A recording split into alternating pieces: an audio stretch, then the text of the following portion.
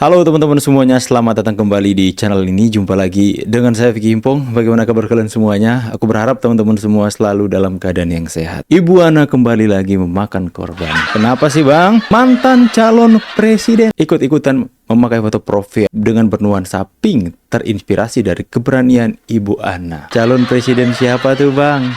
Itu tuh yang itu teman baiknya para supporter bola. Betul sekali teman-teman ya. Ternyata Pak Ganjar di Instagram dan di TikTok ikut-ikut memasang foto profil merah muda teman-teman, dengan caption seperti ini: keberanian itu menular, harapan itu abadi katanya. Wey, keberanian itu menular. Ya, kalau bicara soal keberanian teman-teman ya, itu ada dua konteks. Berani untuk melakukan kebaikan, berani untuk melakukan kejahatan. Maksud Pak Ganjar berani untuk apa ini Pak? Kalau kita melihat konteks itu terinspirasi dari keberanian Ibu Ana, itu keberanian yang negatif menurut saya. Ya, kenapa saya katakan itu keberanian yang negatif? Apakah keberanian yang Pak Ganjar maksud terinspirasi dari Ibu Ana ini adalah keberanian untuk membakar orang hidup-hidup? Bang, ngeri kali bang, bakar orang hidup-hidup. Coba kita dengar apa yang dikatakan oleh Ibu Ana ini. Itu doang, gimana ceritanya? Coba ngomong, dibakar hidup-hidup ini orang. Soalnya pada bawa Dibakar hidup-hidup ini orang, ya. Bahkan Kombes pun mau dibakar hidup-hidup. Dia bilang dia sudah bawa bensin katanya teman-teman. ngomong, dibakar hidup-hidup ini orang. Soalnya pada bawa bensin ini, jangan itu. Kalau ada orang ngomong, pada nggak itu. Nanti nih orang-orang pada pulang, mobil-mobil Cina itu habis kalau kamu mau tahu. Keberanian untuk mengatakan rasis Pak, itukah yang Bapak maksud? Atau keberanian apa sih Pak dengan simbol pink seperti ini Pak? Ya, keberanian itu menular. Kalau keberanian untuk melakukan hal yang positif dan kemudian itu menular kepada orang lain, kita salut, kita acungi jempol. Akan tetapi jika keberanian seperti Ibu Ana ini teman-teman, yang berani untuk mau bakar orang, berani untuk mengatak hewan kepada presiden, berani untuk mencaci maki, berani untuk menurunkan presiden dan menggantikan Anies, sekalipun itu lawan capres Anda kemarin. Tapi sama nasib ya, sama-sama kalah. Pak, kenapa sih ikut nimbrung lagi Pak? Ini kan jadi blunder lagi Pak. Bapak ini suka sekali dengan yang namanya blunder. Dulu udah blunder di dalam hal supporter bola, sekarang dalam hal-hal seperti ini gue ikutan blunder lagi Pak. Keberanian itu menular, harapan itu abadi. Pasanglah foto profil pink. Ya, kita nggak bisa pikir ya teman-teman ya. Sekelas calon presiden Republik Indonesia saja itu tertipu dengan keberanian semu seorang Ibu Ana. Saya tuh heran, masa mereka nggak bisa melihat mana yang positif, mana yang negatif. Banyak yang memberikan perlawanan kepada kepolisian kemarin dalam demo. Banyak yang teriak-teriak, kenapa Ibu Ana ini yang kalian jadikan sebagai simbol keberanian untuk melawan pemerintah? Ya, kenapa harus Ibu Ana? Kenapa harus ibu-ibu yang mencaci maki presiden? Kenapa harus ibu-ibu yang berani untuk mengeluarkan perkataan-perkataan yang mengandung sara di tengah demo yang memanas? Kenapa harus seorang ibu yang itu berani untuk bahkan mau mencoba untuk membakar gardu, yang mencoba untuk mengeluarkan perkataan-perkataan provokatif, membakar hidup-hidup? Kalian bayangkan, masa seorang ibu yang bergangguan seperti itu yang mereka menjadikan simbol? Bahkan orang mantan calon presiden Republik Indonesia loh. Ngeri nggak tuh teman-teman ya? Ngeri banget. Orang-orang orang-orang berpendidikan tinggi tapi menjadikan sebuah hal negatif sebagai simbol.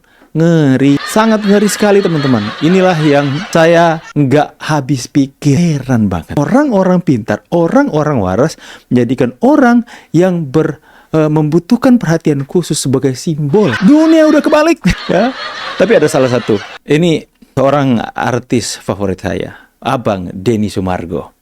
Di tengah-tengah artis-artis yang lain memasang foto profil berwarna pink, menjadikan Ibu Ana sebagai simbol mereka untuk memberi perlawanan, simbol keberanian. Tapi Denny Sumargo ya, alih-alih mengganti foto profilnya dengan nuansa pink, beliau katakan seperti ini. Keren Bang Denny, keren. Salut podcaster Indonesia, Denny Sumargo lebih memilih cinta tanah air. Gue merah putih. Good job Denny Sumargo. Good job Bang Denny. Good job. Jempol buat Anda Bang Denny. Ini baru bilang artis yang melihat segala sesuatu secara objektif, yang melihat dari berbagai macam sisi, ya. Tidak serta-merta dengan kekacauan dan amarah masyarakat kepada DPR, kepada pemerintah hari ini, tidak serta-merta dia masuk, ya, masuk di dalamnya dan kemudian ikut-ikutan menjadikan seorang yang nyata-nyatanya itu adalah sesuatu yang negatif, contoh yang buruk untuk para pendemo, ya. Jadikanlah dia sebagai simbol.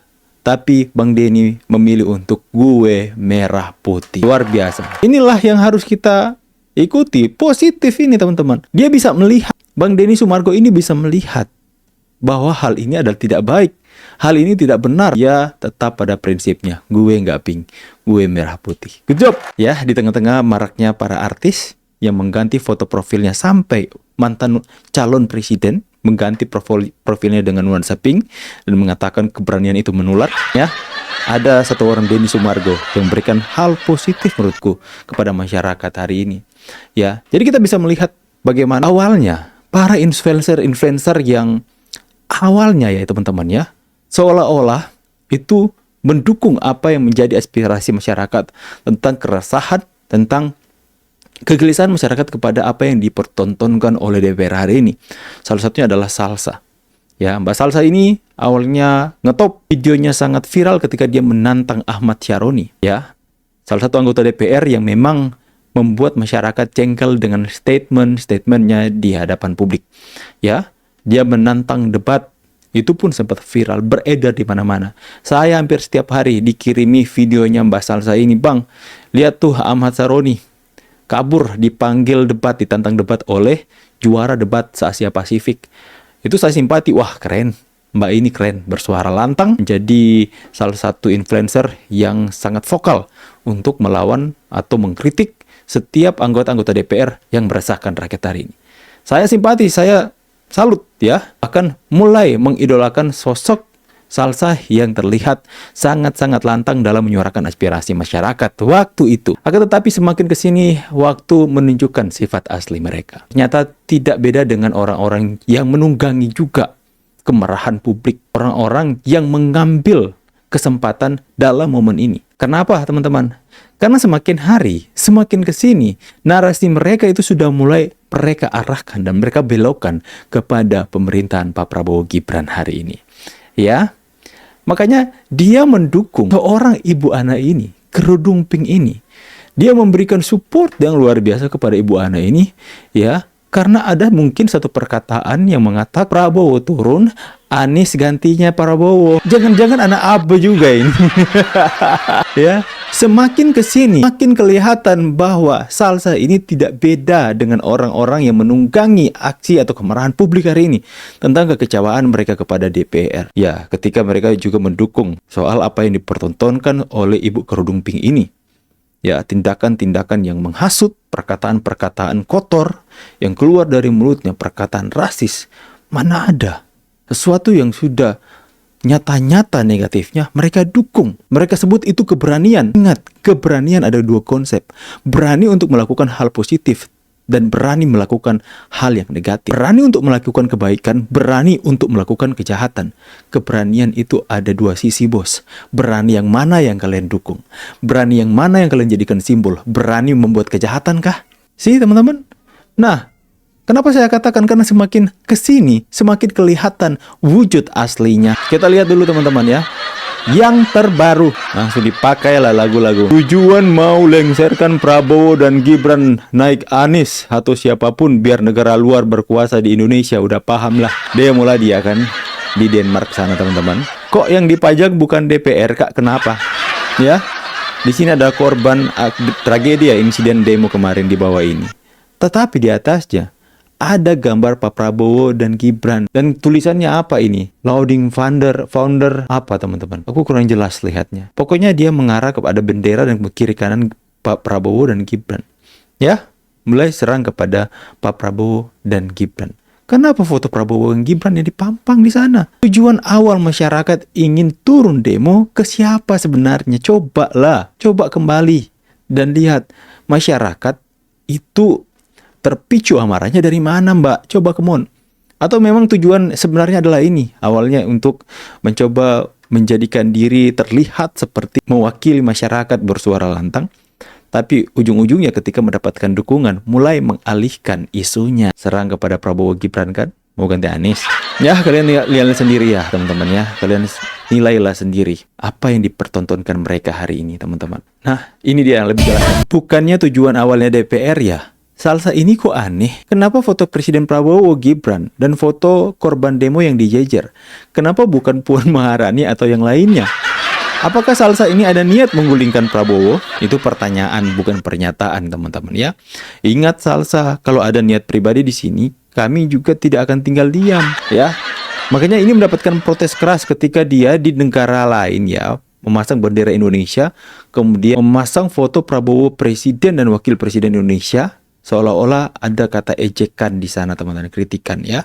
Dia mulai mengarahkan kepada Pak Prabowo dan Gibran yang di bawahnya adalah korban dari ini insiden demo kemarin teman-teman. Ya, ini kan ngeri. Narasinya, isunya sudah mulai beralih, mulai mereka tujukan kepada pemerintah hari ini. Siapa yang nggak mau curiga coba kalau seperti ini? Karena apa yang dipertontonkan hari ini mulai dari mendukung kerudung pink lah, kemudian ya mengatakan itu adalah ayalah, dan kemudian ini sudah mulai bawa foto presiden dan wakil presiden di demo mereka di sana.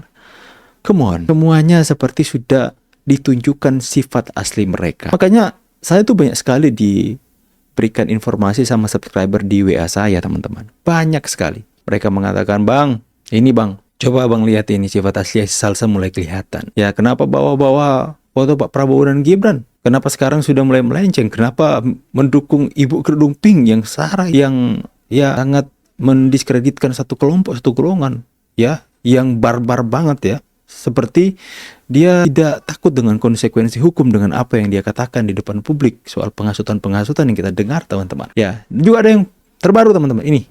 Addressing the behavior nggak cuma Ferry ya, addressing behavior semua kayak Jerome Pauline juga. Dia ini posting biar ini juga biar netizen tuh pada ngerti juga bahwa ada satu ruang diskursus yang memang ini benar-benar yang kita challenge itu memang benar-benar dari perilakunya bukan orangnya, bukan personal gitu. bukan personal, nggak ada urusan apa-apa. Tapi Coba addressing the behavior nggak cuma Ferry ya. Skakmat ahli grafologi sentil influencer yang bikin gaduh medsos untuk klarifikasi dan mikirin dampak yang ditimbulkan dari kontennya. Addressing behavior semua kayak Jerome Pauline juga. Dia Ini posting biar ini juga biar netizen tuh pada ngerti juga bahwa ada satu ruang diskursus yang memang ini benar-benar yang kita challenge itu memang benar-benar dari perilakunya bukan orangnya, bukan personal gitu. bukan personal, nggak ada urusan apa-apa. Tapi kan kayak Jerome Pauline posting itu kan juga rame kan masalah 150 juta tuh cair. Iya. Udah dikonfirmasi sama tanya polisi. Sudah dikonfirmasi sama tanya polisi. Udah banyak juga yang ngomong itu hoax. Kenapa dia tidak klarifikasi? Dia Betul. Nggak klarifikasi, nggak hapus postingan juga. punya Iya, pengikut itu- 9 juta. Itu aneh itu. Dia punya Jeremy. Ya, jadi kita kan juga Jeremy Pauline nih teman-teman. Itu saya juga nggak setuju dan heran sama orang pintar, tapi kok cepat banget untuk mempercayai sesuatu yang belum tentu kebenarannya. Saya bisa saja kan WA seperti itu kepada Jeremy Pauline supaya dia merasa bahwa dia itu akan dibayar untuk menjadi buzzer. Bisa saja kan itu dipakai oleh pihak tertentu untuk mengadu domba lewat itu, lewat postingan itu, lewat WA yang dikirimkan ke dia. Ya, kemudian cepat banget untuk mengambil kesimpulan bahwa itu adalah sesuatu yang benar, kemudian langsung posting di tengah Indonesia lagi kacau-kacaunya, di tengah kepercayaan masyarakat kepada kepolisian dan pemerintah lagi menurun drastis teman-teman. Lantas serta-merta dia posting seperti itu. Tanya polisi sudah mengatakan bahwa itu hoax dan beberapa pihak sudah mengatakan itu hoax. Dia tidak klarifikasi loh, tidak hapus postingannya. Jangan-jangan nih, kita patut curiga. Kita curiga juga ya, dugaan juga. Jangan-jangan dia dibayar untuk memposting hal yang seperti itu juga. Jangan-jangan dibayar untuk memposting seolah-olah dia dibayar. Curiga kan? Lo punya tanggung jawab lo. Nih kamera mana sini kan? Oh, iya. Aja gue ngomong, Jeremy, ya lo punya tanggung jawab 9 juta orang. Ya mungkin katakanlah yang believe 10% itu udah hampir 1 juta orang gitu loh. Maksudnya Gus Yahya berarti memang sebenarnya dia bukannya salah, tapi lo harus bisa mempertanggungjawabkan Mempertanggungjawabkan. sebagai influencer. Betul, harus bertanggung jawab. post, kalian bayangkan ya, di tengah-tengah kepercayaan masyarakat kepada pemerintah, kepada kepolisian waktu demo kemarin lagi down-downnya teman-teman, hadirlah seorang Jeremy Pauline yang punya 9 juta pengikut, tiba-tiba memposting seolah-olah dari pemerintah ingin membayar dia untuk suarakan kedamaian di tengah-tengah kekacauan. Kalian bayangkan, seolah-olah dia mau menimbulkan bahwa pemerintah itu ingin menyampaikan informasi sesat kepada masyarakat bahwa Indonesia dalam keadaan baik-baik saja, seolah-olah seperti itu. Dia belum tahu soal kebenarannya. It's okay lah. Kita maklumi jika pun dia tertipu dan terbawa dengan perasaan, kemudian dia nggak tahu apa-apa, dia posting hal tersebut. Setidaknya, jika sudah ada konfirmasi, klarifikasi dari polisi, dari beberapa pihak bahwa itu hoax, itu palsu nomornya, ketika sudah dilacak oleh kepolisian tidak bisa dilacak dan sebagainya, ya, klarifikasi dong, tanggung jawab. Setidaknya hapus postingan itu, atau Anda tidak mau malu. Hapus postingan tersebut, dan kemudian berikan klarifikasi. Tanggung jawab dengan, tapi nggak ada klarifikasi sampai hari ini. Ya, itu yang membuat kita curiga, teman-teman. Dia tidak bisa bertanggung jawab. Itulah orang pintar matematika. Belum tentu dia pintar dalam berakhlak dan bersosial media. Pintar memang bersosial media, pintar. Cuman dalam hal seperti ini, seperti memancung di air keruh. Ya, seperti orang ini, influencer ini, seperti judul yang ada. Tambah-tambah bikin gaduh di medsos, teman-teman, dengan postingan-postingan mereka ini. Apalagi soal ping-ping ini. Aku banget, teman-teman. Enak, teman-teman. Orang butuh perhatian khusus dijadikan simbol. Kalian bayangkan nggak? Ada lagi mantan calon presiden lagi. Ikut-ikutan lagi. Kenapa ini Indonesia ini? Oke, teman-teman ya. Makin hari makin membingungkan. Silakan kalian semua tulis di kolom komentar pendapat dan tanggapan kalian. Semoga ini bisa mengedukasi kalian semua, bisa memberikan pesan-pesan yang positif. Jika kita lihat di depan mata kita sesuatu yang negatif, jangan dukung. Itu saja, tidak lebih. Jika kalian melihat ada sesuatu yang positif, dukung. Yang negatif, jangan dukung. Masa kalian jelas-jelas orang mau bakar orang hidup-hidup, berani mengatakan turunkan presiden gantinya Anies, berani mau garduh, ya? Masa itu yang didukung? Yang dukung mereka orang-orang pintar juga. Come on, tulis pendapat kalian di kolom komentar. Aku mau nangis lihat kalian ini kalau begini. See you on the next video and God bless. Bye guys.